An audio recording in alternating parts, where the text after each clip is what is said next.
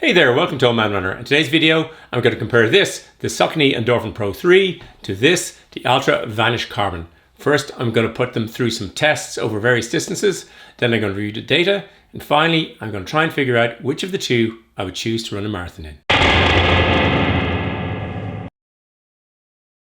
I'm making this video because I'm running the Berlin Marathon in September 2022 and I have 4 pairs of carbon fiber shoes I'm trying to choose between. Last week I had a shoe off between the Nike Alphafly 2 and the Asics Metaspeed Sky Plus. And this week I'm doing the Altra Vanish Carbon versus the Endorphin Pro 3 by Saucony.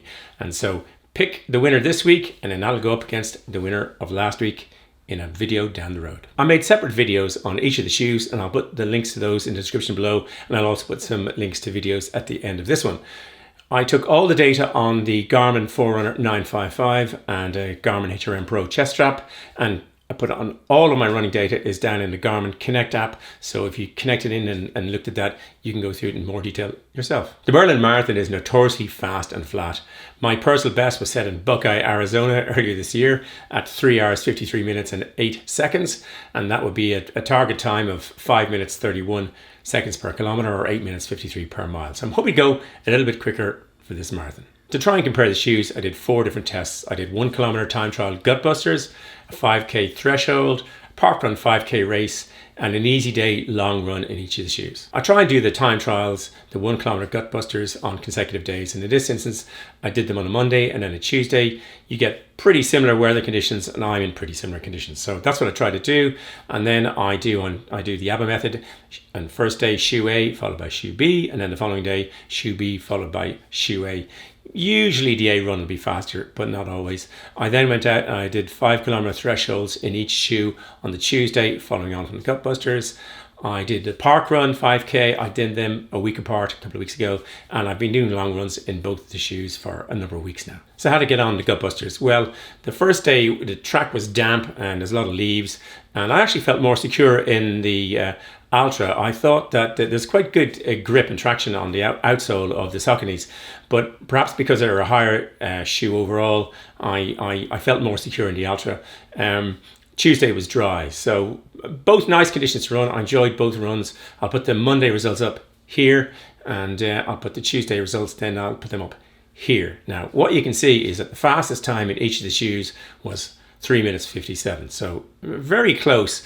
It turns out I think the GPS triggered a kilometer a bit shorter on one of the runs in the Vanish Carbon, but either way, both shoes were pretty fast around the track. But when I delve into it, one of the things that's interesting, and I'm interested in this a lot, I'll go through the details here, but the vertical ratio in the Altra Vanish Carbon was 5.6% versus 5.9% in the Sauconys, and to me that translates into a bit more efficient running. I enjoyed the threshold runs in each of these shoes immensely. Last week I looked at my Garmin and it said my threshold pace was 5 minutes 27 per kilometer at 164 beats per minute, and I tried to go out and I found it hard to run kind of, not that slowly, it's not that slow, but I found it hard to run at that pace. I felt the shoes last week wanted to go a bit faster. So this week I just decided go out and run at a natural pace, which, I mean, as Tolinate pointed out last week, was that my threshold couldn't be 5 minutes 27, or I couldn't have been running as comfortably for an hour. So I decided to go out and just go nice, hard but not too hard pace in these shoes and see what happened, and roll along for the 10k first in the Sauconys and then in the Altras. And ironically enough, the Altras were quicker. The second run was quicker in 24 minutes and 54 seconds. Again, I'll put the date up here, and versus 25:07. But both fast, comfortable, enjoyable runs. What I noticed again in the data was that the vertical ratio in each of the shoes was identical at 7.2%, but I had a slightly longer stride in my Altra. But either way, these shoes were great at that sort of pace. I've been really enjoying doing my park run 5 kilometer races. I wouldn't read too much into the different times I did in each shoe, because a huge amount depends on my strategy for the day. I'm always tinkering and always getting it wrong. And so I wouldn't read too much in it. But the Sauconys were faster at 21 minutes and 58 seconds for the 5 kilometers versus the Altra at 22 minutes and 16 seconds. But again, I wouldn't read too much. I always seem to be, I have a very bad third and fourth quarter. I dip, there's a hill I love, and then I come down in the 4th kilometer. I get the doldrums in every race, and my 4th kilometer is always it. And then somehow when it comes to near the end, I can really get going. In terms of the power, peak power, I'll point this out for a nanosecond, was 784 watts in the measured on the Garmin in the Sauconys, followed by 648 in the Vanish Carbons, the Altra shoe. So I mean, power, I think I can put the power down better in the Sauconys, but on a long marathon, it's not the power that I really need. Likewise, on the Altra, I really loved going up and down the hill in the Vanish Carbon, but there's not much hills in the Berlin Marathon, so can't read too much into either of those results. I went out for 2-hour runs in each of the shoes. In the Endorphin Pro 3, I still felt a little vagueness at the edges of the forefoot, which I mentioned in the previous video, but very enjoyable shoe to run in. And I noticed on the park run, I didn't notice any of the vagueness. So my take there was that once I'm going at it, I'm concentrating on the run, it's probably not an issue. With the Vanish Carbon, I mean, there's a couple of odd issues with the shoe, which are really minor. One is it's very hard to get the tongue to lay flat on my foot. It's whatever way it's done. I think it's because it's the first version of the shoe. I'm sure they'd make it better in the next version. And there's a little piece inside in the front that keeps folding down. But I mean, there are things you can solve. The laces they can come undone really easy. So you have to really lace these up. But other than that, they were great to run in, and I noticed that they were particularly enjoyable when I was towards the end of the run.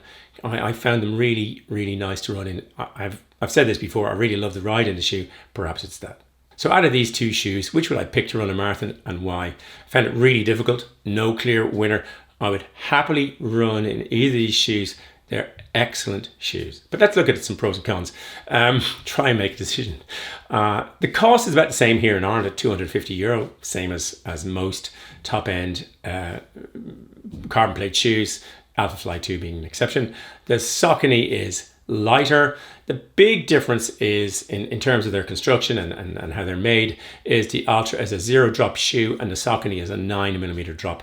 I think that would play into most people's decisions. It's not playing into mine because I can run happily in either. Looking at the performance in the Gustbusters, it was about equal. I'd give it a bit more to the Endorphin Pro 3. In the park run, the Endorphin Pro 3 was quicker, particularly when I got up sprinting along. Don't be too much of that in the marathon. Hopefully a little bit at the end. On the threshold runs, they were pretty much equal. Both shoes ran well. And on the long runs, again, both shoes felt really good in the long run. So which shoe did I pick? Well, I went backwards and forwards and data. And you might have a different view, and it'd be great to hear what you have to say in the comments. But yeah, it's the Altra Vanish Carbon. I think I can get slightly more power out of the Endorphin Pro 3 for a shorter period of time. But the ride in this is just something I really enjoy. And what I'm looking for is efficiency in the long run. So yeah, the Altra Vanish Carbon out of these two is the one for me. I started this comparison with 4 shoes, and then there were 2. Now to do this all over again. See you for the next one. I hope you enjoyed the video and found it useful. If you did, it'd be great if you hit the like button. As always, there'll be lots of stuff down in the description below, and I'll happily answer any questions that you put into the comments. There'll be a big blue subscribe button popping up there, and some related videos there. Thanks for watching. Until the next video, just keep running along.